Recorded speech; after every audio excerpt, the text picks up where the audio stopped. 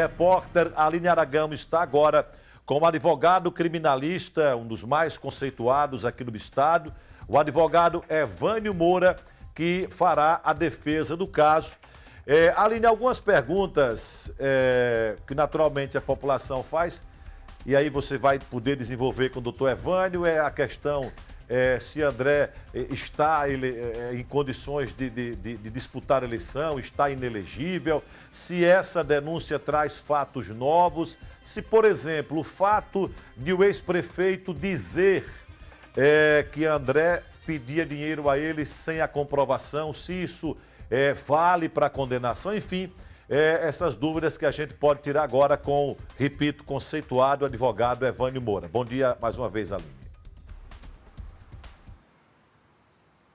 Isso mesmo, Fábio Henrique. Vamos por parte, né? Primeiro, como você falou, essas alegações agora não trazem nenhuma novidade, segundo a defesa. As alegações da PGR apenas faz parte dos trâmites legais da ação, mas eu vou pedir para ele esclarecer primeiro por essa parte. Vamos ponto a ponto aí. O senhor estava acompanhando os questionamentos do Fábio Henrique, que é questionamentos também de quem está nos acompanhando, de quem está assistindo. Nessa primeira parte, não traz nenhuma novidade.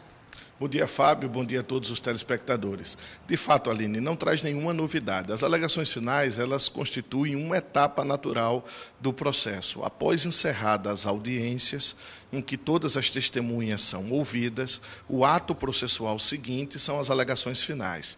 É bom esclarecer para a população, para o telespectador, que o Ministério Público, a Procuradora-Geral da República, tem o papel de acusador no processo penal.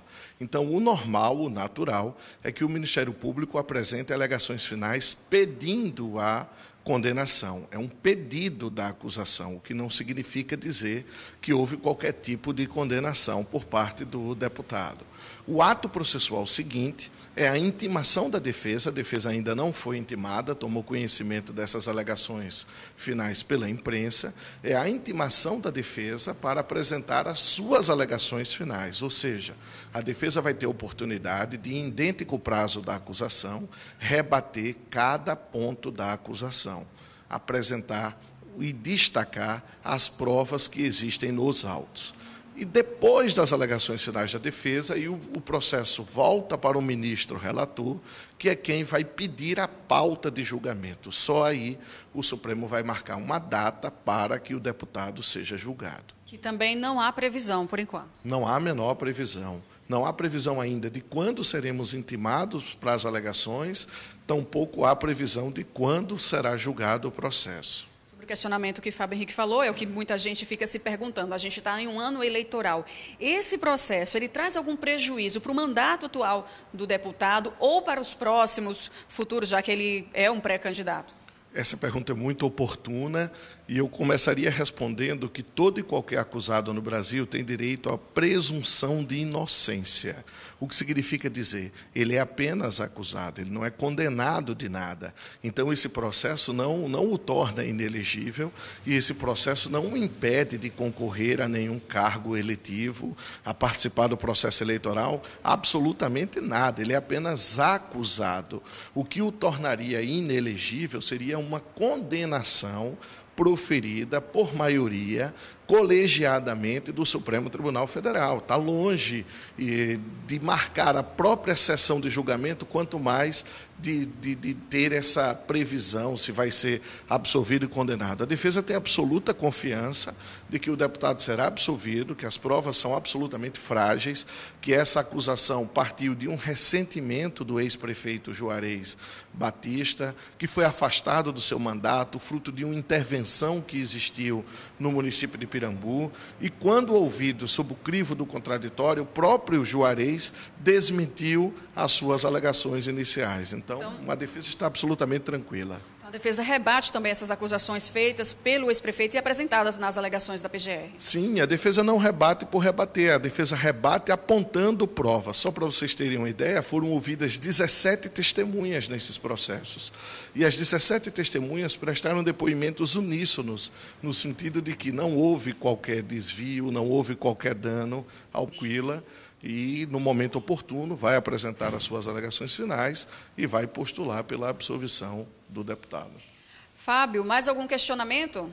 Gostaria sim, Aline, de cumprimentar o advogado Evânio Moura. O senhor falou, doutor Evânio, numa pergunta que fizemos, da condição de elegibilidade do deputado André Moura. Afinal de contas, como disse a Aline, nós estamos no ano eleitoral. Então, só para confirmar, não há condenação de órgão colegiado de segundo grau, portanto, não afeta a possível candidatura de André. Essa é uma questão que eu queria perguntar para o senhor, apenas para confirmar. Uma outra questão, o senhor falou em princípio da inocência, né? O que nós vimos na matéria é que o então prefeito Juarez, ele afirma que André teria pedido a ele algo em torno de R$1 milhão.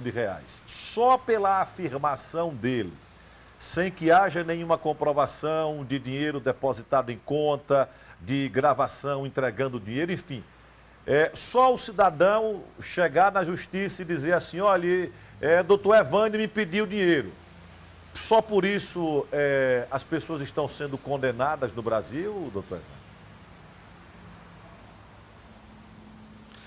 Bom, Fábio, ótimas perguntas. Com relação à condição de elegibilidade, eu reitero, o deputado André Moura está em pleno gozo dos seus direitos políticos, ele não tem qualquer restrição eleitoral, ele pode concorrer ao mandato eletivo que julgar oportuno e conveniente. O que torna alguém ficha suja é uma condenação colegiada, uma condenação de segundo grau, e não existe essa condenação. É muito bom esclarecer e bater na tecla de que alegações finais da acusação não implicam em condenação. O que condena é uma sentença ou um acórdão de um tribunal, e jamais as alegações da parte que acusa. Então, é evidente que o deputado André Moura está em pleno gozo dos seus direitos políticos e pode concorrer a qualquer mandato. E a segunda pergunta é extremamente oportuna. É óbvio que apenas a alegação de uma testemunha ou de uma suposta vítima, imputando um fato delituoso a alguém desprovido de qualquer prova, é evidente que isso não pode justificar, legitimar e autorizar uma condenação de quem quer que seja. O próprio Supremo Tribunal Federal, em tempos de Lava Jato, tem rejeitado as delações premiadas que não vêm acompanhadas de provas de corroboração. Ou seja, não basta o empresário ou o doleiro ou, enfim, o delator dizer que doou dinheiro para o político. Ele tem que trazer alguma prova de corroboração, ele tem que trazer um comprovante de depósito, ele tem que trazer um documento, ele tem que trazer um e-mail, ele tem que trazer uma fotografia, um áudio, um vídeo, enfim, algum elemento de prova, porque senão seria o caos total. Bastava que eu saísse acusando os meus desafetos e isso fosse suficiente para condenar as pessoas. Evidente que não se pode pensar justiça criminal desta forma. E o princípio constitucional da presunção de inocência existe para todo e qualquer acusado. Todo mundo é inocente até prova em contrário, e o ônus da prova cabe a quem alega. Então, se eu acuso alguém, cabe a quem acusa o ônus de provar aquilo que é fruto da sua acusação. Uma acusação sem provas tem o destino do arquivamento, porque é absolutamente improcedente, como eu tenho certeza será este caso de Pirambu. Quero agradecer as suas informações, doutor Evânio, participação no Balanço Geral. Como ele disse, Fábio Henrique, os próximos passos agora é a intimação e apresentação das alegações da defesa. A gente segue, então, acompanhando esse processo aqui em nosso estado e em todo o país. Fábio.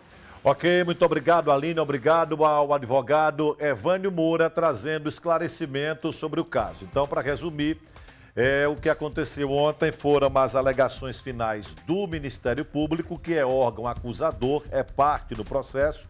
Agora, vai haver a manifestação da defesa, não há julgamento, de acordo com o doutor Evânio Moura. Não há prejuízo para uma possível pré-candidatura do deputado André Moura.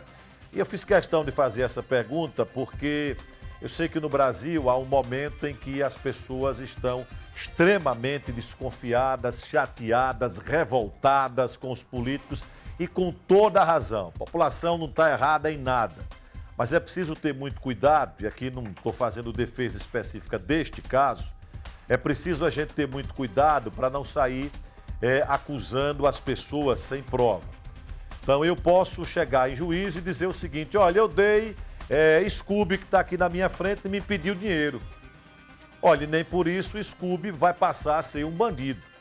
É preciso que eu diga que ele me pediu dinheiro, ou que eu dei dinheiro a ele e que eu prove que eu dei dinheiro a ele.